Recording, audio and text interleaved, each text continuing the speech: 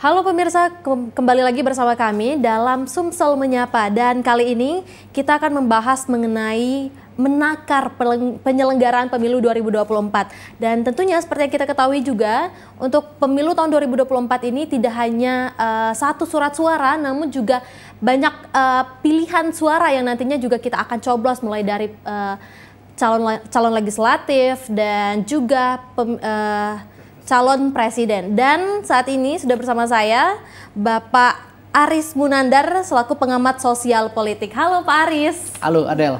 Oke, tadi sudah sempat berbincang-bincang sedikit mengenai juga politik tahun 2024 ini lebih santai dibandingkan politik tahun 2019 lalu 2019, ya Pak. Ya. Kira-kira apa sih Pak yang sebenarnya menyebabkan politik tahun 2024 ini justru jauh lebih santai dibandingkan pemilu sebelumnya? Yep, makasih Adel.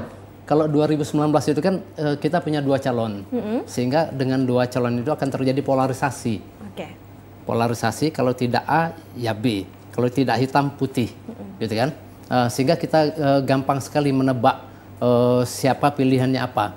Nah, 2024 ini ada 3 calon, sehingga terhindar dari pengkutupan A atau B tadi. Nah, dengan 3 ini kita sulit mengkutupkan calon itu seperti apa, sehingga dengan saya ngomongnya bahwa itu semacam ketidakjelasan. Oke.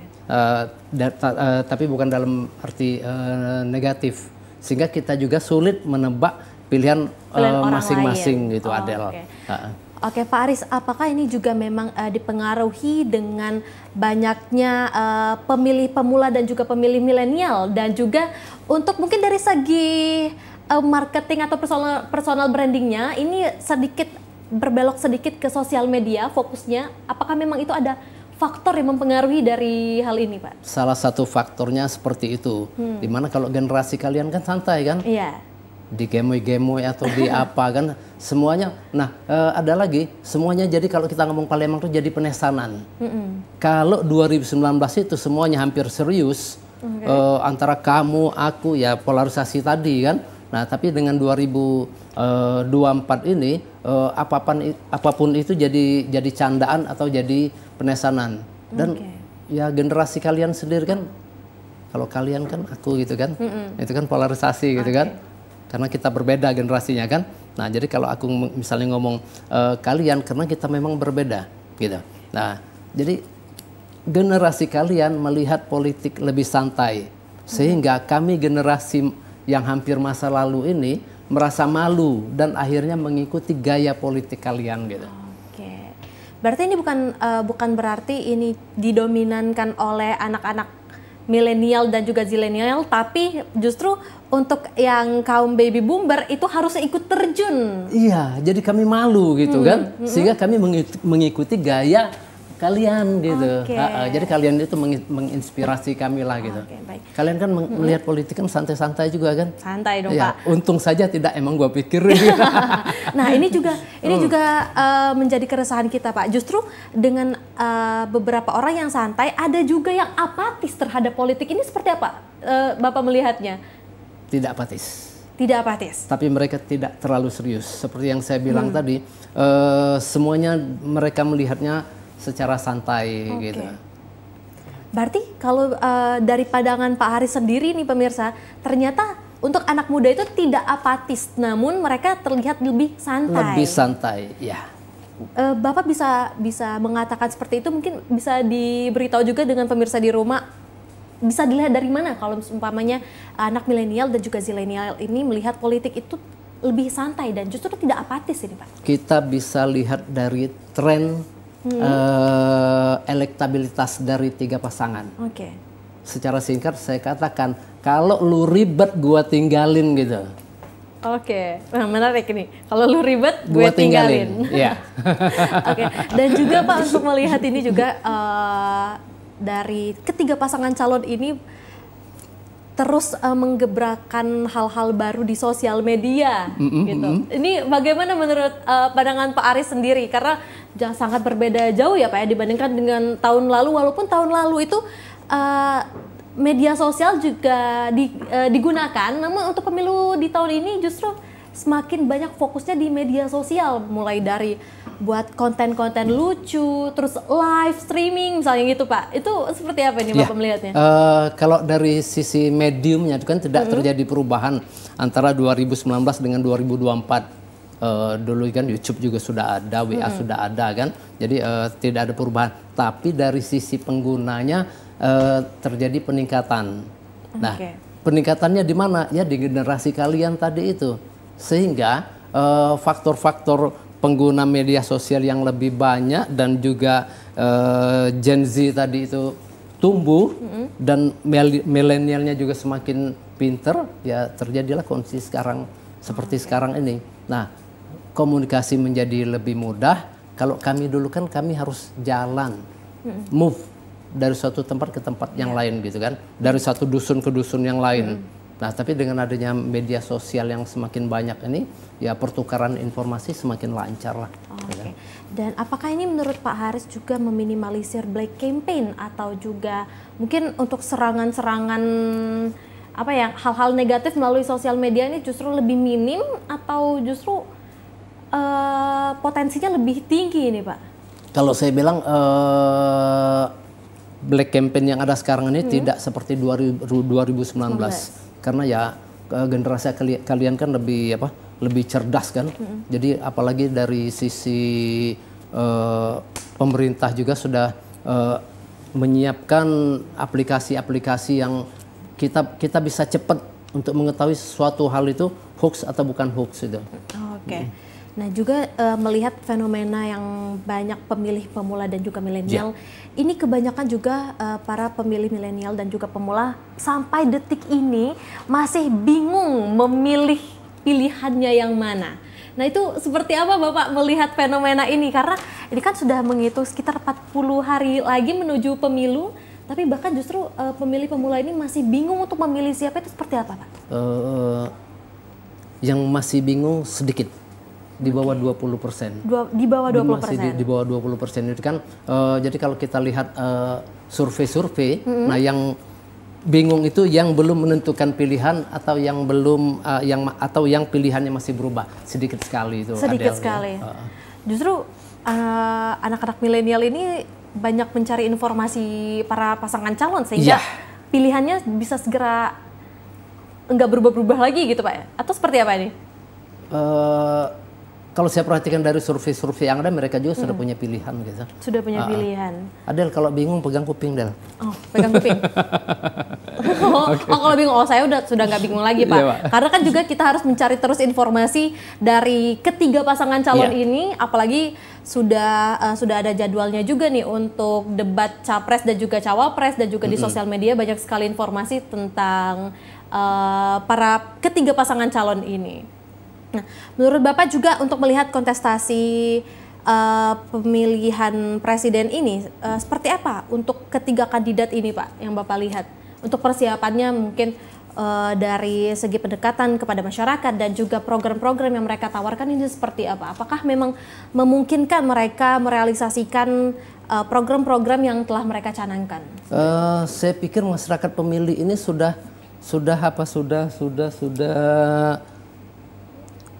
mengalami proses mencari tahu selama 5 tahun ini.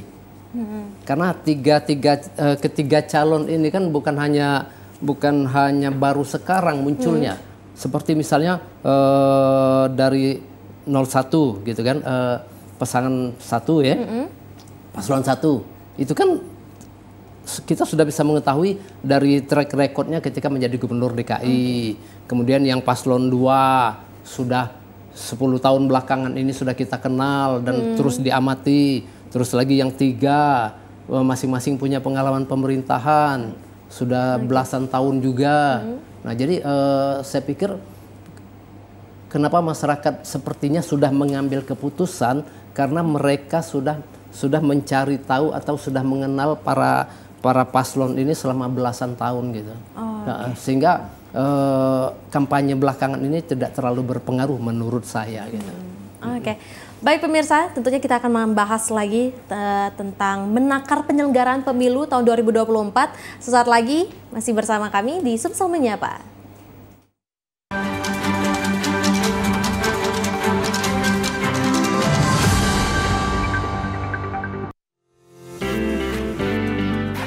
Oi Mang, cak manong, milu larket ini. Lado pecalon pemimpin untuk pilihan kita nih. Aduh lah Mang, kalau kamu? Ay, ado, kan kita nih sesuai hati nurani itulah. Kalau aku masih bingung untuk kepemilian nih. Kalau aku baca dari visi misinya kayaknya bagus-bagus galau. Lakor kalau itu, mau pilu gitu. Nah, tunggu dulu Mang. Assalamualaikum. Waalaikumsalam. Ya lemak ngobrol lu. Apa kabar sehat? Alhamdulillah. Yang aku nanyo dengan kamu itu, kamulah mesti kelum. Namo-namo kamu terdaftar sebagai daftar pemilih tetap. Nah itu dulu yang harus pikir ke ketua. Kamu ada Android? Ada. Ada. Oh, kamu juga Google. Nah, kamu ketik di telusuri ini ya tak? Telusuri ya, terus? DPT online. Ya. Di situ ada cek DPT online. Nah, di situ pencarian data pemilu 2024. Nah, kaget di situ masuk ke NIK kamu. Oh iya, Mang. NIK, nomor NIK kamu sudah. Iya, Mang. Baru klik pencarian, muncul nama kamu. Nah, alhamdulillah sudah aku, Mang. Nah, ngapa aku tak terketik nama aku di DPT online ini? Tidak terdaftar namanya? Iya. Belum terdaftar. Jadi ini jadi kaget pada saat pelaksanaan tanggal 14 Februari kalau salah 2024. Kamu bawa KTP dan KK daftar ke di TPS terdekat. Langsung bawa ke sana, Mang. Yo, kakek injek formulir. Nah, isi data-data kamu di situ. Langsung kakek injek nomor ruku. Nah, jadi pastikan Anda sebagai pemilih tetap di pemilu 2024.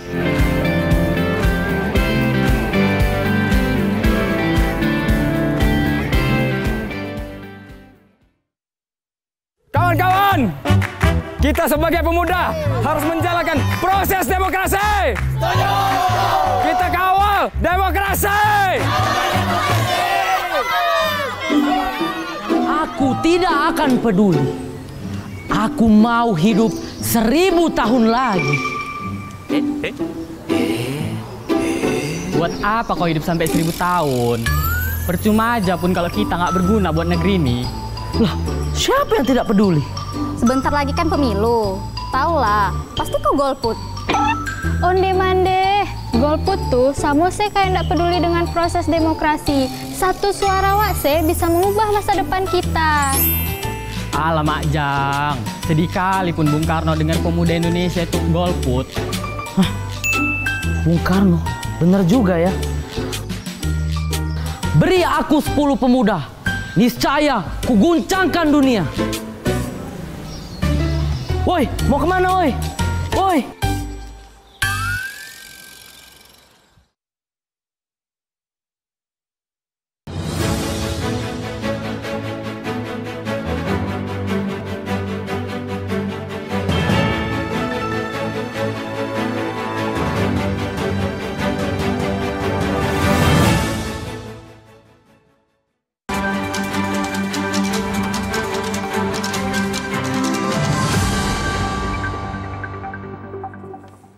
Halo pemirsa, masih bersama saya Delia Fadila dan juga Pak Aris Munandar selaku pengamat sosial politik di Sumsel Menyapa.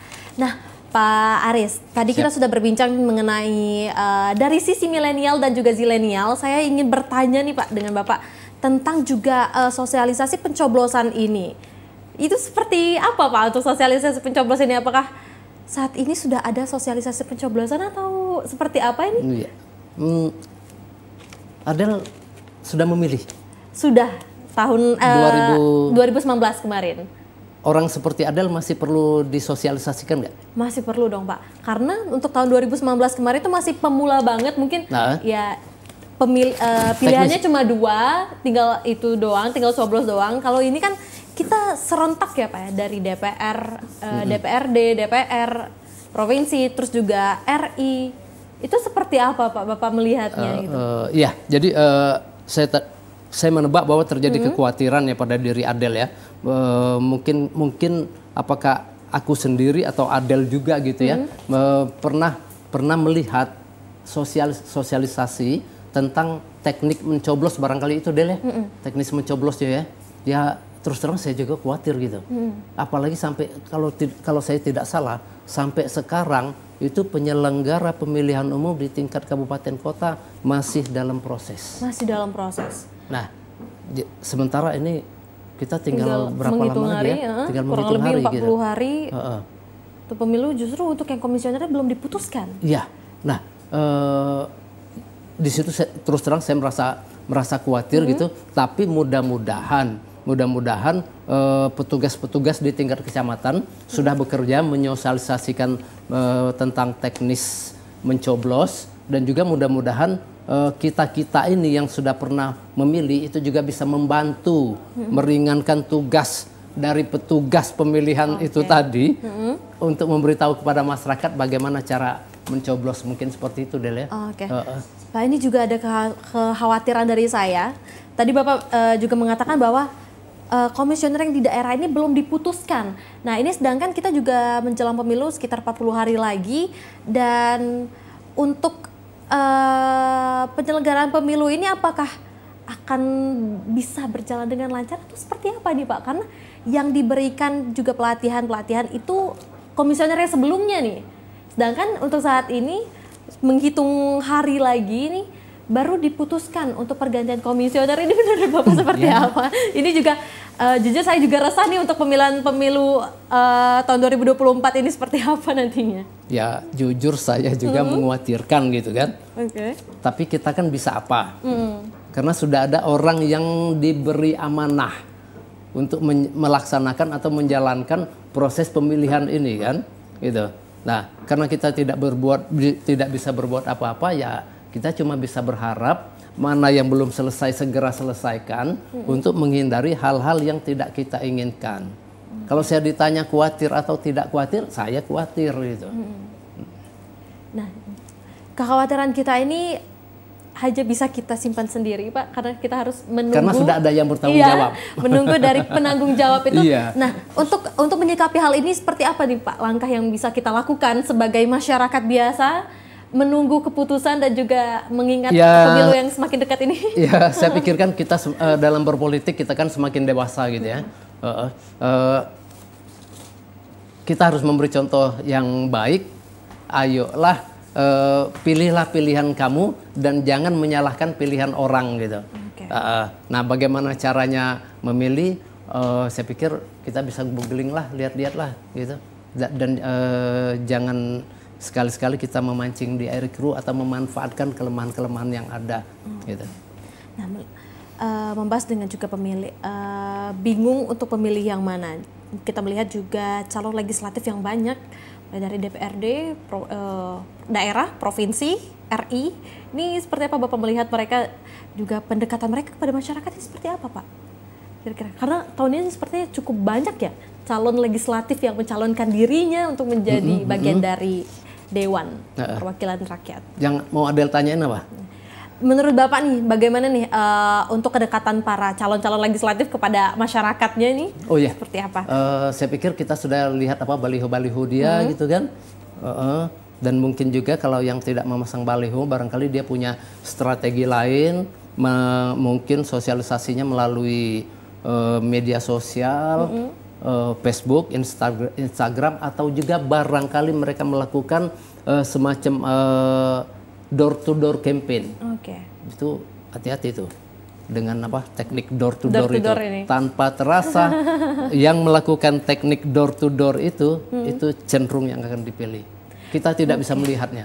Tapi informasi tentang diri dia itu sudah nyampe dari rumah ke rumah, nyampe dari satu kepala ke kepala yang akan mencoblos dia gitu. Menurut Bapak sendiri sebagai pengamat, kira-kira strategi apa nih Pak yang justru lebih melekat kepada masyarakat yang meyakinkan bahwa masyarakat sosok inilah yang mungkin bisa kita beri tanggung jawab sebagai Dewan Perwakilan Rakyat gitu.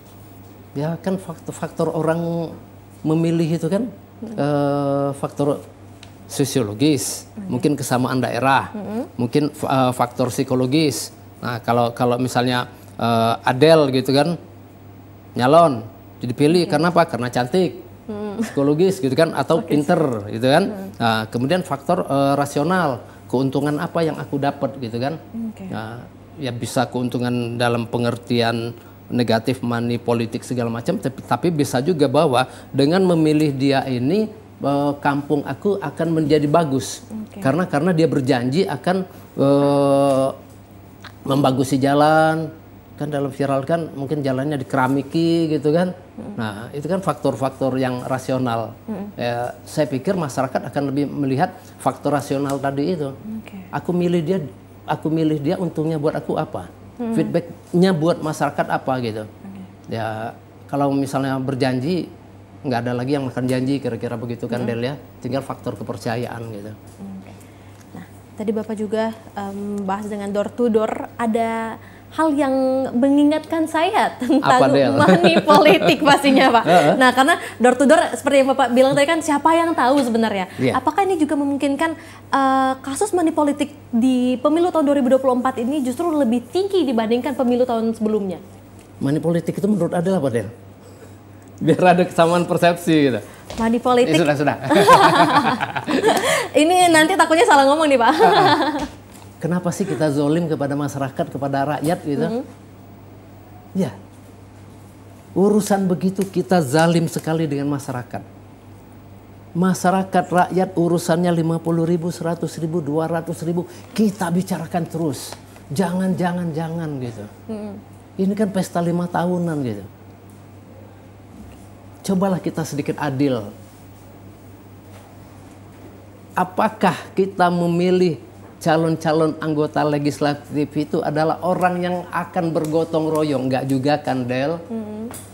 Mereka juga mendapat penghargaan, mereka juga mempunyai diberi nilai oleh masyarakat gitu kan, dalam bentuk apa ya, honornya, tunjangannya segala macam Del.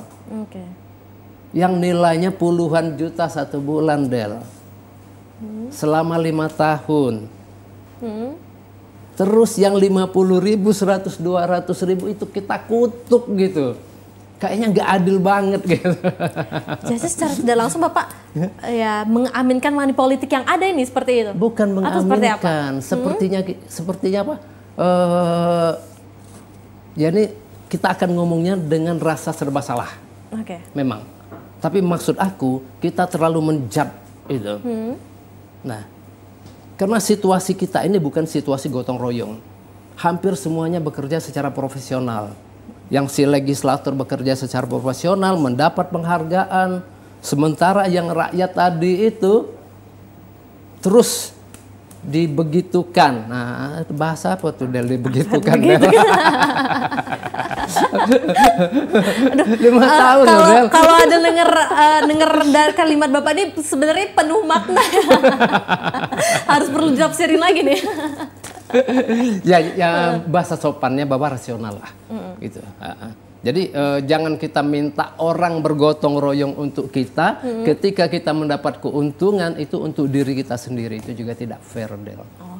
Berarti money politik menurut Bapak? Kenapa? Money politik menurut Bapak? Money politik nggak boleh. Oh nggak boleh? Nggak boleh. Tapi berbagi boleh? Berbagi boleh? Kenang-kenang. Kenang-kenangan. Tapi kenang-kenangannya bisa-bisa aja Pak. Nggak bisa disimpan itu mah. Nanti bisa-bisa aja tuh. Kan bisa untuk ke kalangan gitu kan. Ngopi-ngopi gitu ya. Masih melekat di memori ya Pak ya. Mungkin Pak Aris juga bisa menambahkan juga nih kepada para pemilih-pemilih, khususnya pemilih pemula dan juga milenial terhadap juga dengan pemilu 2024 ini. Silakan Pak Aris. Kepada para milenial, pilih mana yang mau kalian pilih. Jangan berdasarkan tekanan. Karena apa? Karena sebetulnya secara pribadi, secara kebatinan kalian tahu apa yang akan kalian pilih. Terima kasih. Cukup? Cukup. Singkat, padat, dan jelas. Nah, bagi milenial dan juga pemilih pemula, pastikan pilihan Anda segera. Dan tentunya ini mengakhiri juga dialog Sumsel Menyapa pada siang hari ini, Rabu 3 Januari 2024. Akhir kata saya Adelia Fadila mewakili segenap kerabat kerja yang bertugas pamit undur diri. Sampai jumpa. Dan tentunya jangan lupa untuk menonton Sumsel Menyapa setiap hari Senin sampai Jumat pukul 11.00 waktu Indonesia Barat. Sampai jumpa. Terima kasih Ariel.